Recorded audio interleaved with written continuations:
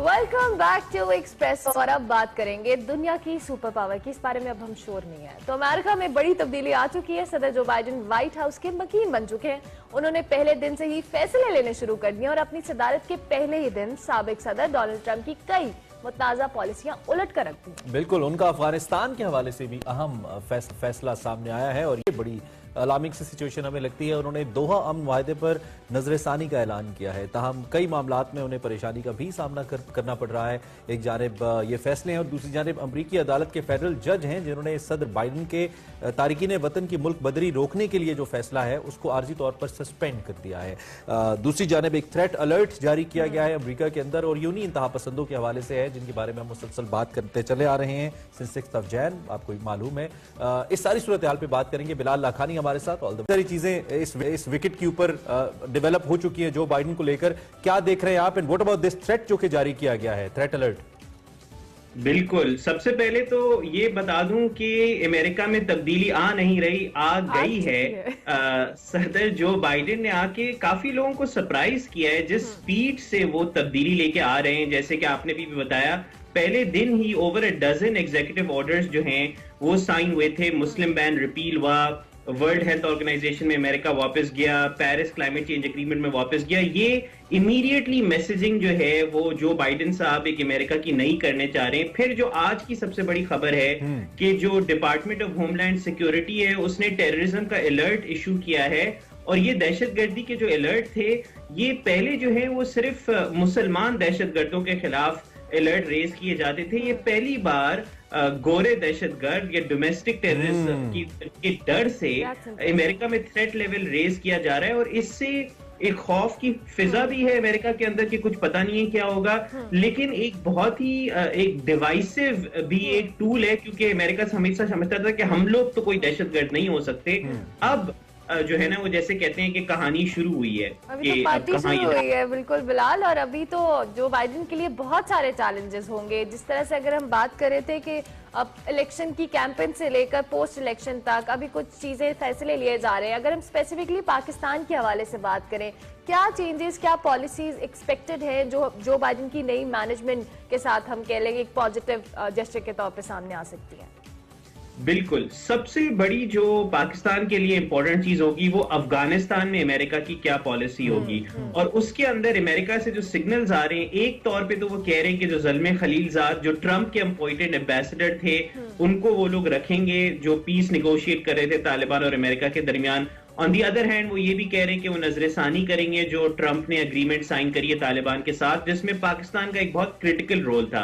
I think इस चीज के अंदर बाइडेन साहब पाकिस्तान के ऊपर और मजीद लीन करेंगे और पाकिस्तान से एक क्लोज रिलेशनशिप रहेगी। प्रेशर भी आएगा पाकिस्तान के ऊपर, लेकिन पाकिस्तान के बगैर ये अमन माहिदा जो है वो आगे नहीं चल सकता। इसीलिए अभी गेम पाकिस्तान के हाथ में है। एक और चीज है जो एक सरप्राइज है पाकिस्तान के हाथ में, एक पत्ता है जो पाकिस्तान खेल सकता है, और वो है हमारा जो बिलियन ट्री सुनामी है।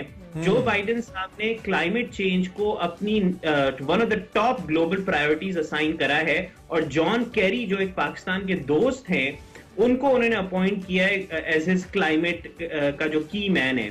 तो पाकिस्तान जो है वो वर्सेस के सिर्फ एक दहशतगर्दी के लेंस से देखा जाए, वो अपने आप को एक क्लाइमेट चेंज एक्टिविस्ट मुल्क के हिसाब से आगे पेश कर सकता है, क्योंकि ये इमरान खान ने अपना इमेज बनाया है कि वो पाकिस्तान में एनवायरमेंटल का काम करना चाहते हैं। और इससे जो बाइडेन के से भी एक अनोखे तौर पे दोस्ती हो सकती है, diplomatic rabbit out of the box.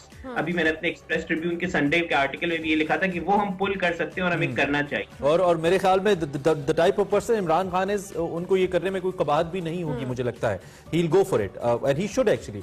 दूसरी जानिब जरा ट्रंप की इंपीचमेंट के हवाले से भी हमें बताइए क्या खबरें हैं, और ये जो जिस हम थ्रेट अलर्ट की बात कर रहे हैं इसको क्या अमेरिकन भी सीरियस ले रहे हैं? इस सारी सूरत हाल के बाद उनका क्या रिएक्शन है अमेरिकन सिटीजन्स का?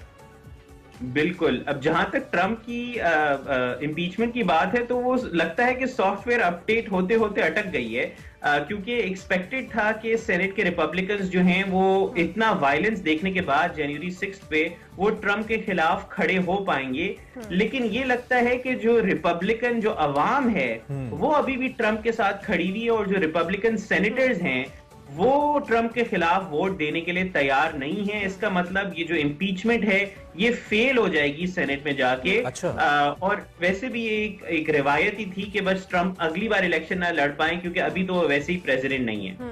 जहां तक दहशतगर्दी की बात है कि अमेरिकन कितना सीरियसली ले रहे हैं, ये एक बहुत इंटरेस्टिंग बात है। डेमोक्रेट्स और मीडिया जो है वो इसको बहुत सीरियसली ले रहा है, रिपब्लिकन्स जो है वो इसका मजाक उड़ा रहे हैं। ये बिल्कुल अब ऐसी बात बन गई है कि पाकिस्तान में कोई ऑपोजिशन की रैली हो रही होती है तो अगर गवर्नमेंट बोले कि यार इधर दहशतगर्दी का थ्रेट है, तो ऑपोजिशन के लीडर कहते हैं यार ये आप खामा-खाई में हमें बता रहे हैं ताकि लोग हमारे नहीं है, हमारे लोग सामने नहीं है। तो इस तरह थोड़ा सा मजाक भी हो रहा है अमेरिका में इस दहशतगर्दी के थ्रेट का। ठीक है, इंडिया के हवाले से अब मैं बात करना चाहूंगा। इंडिया की जाने बड़ा झुकाव रहा, मोदी के हाथ की चाय भी पीते रहे, ओबामा भी पीते रहे और उसके बाद रिपब्लिकन ट्रंप भी पीते रहे।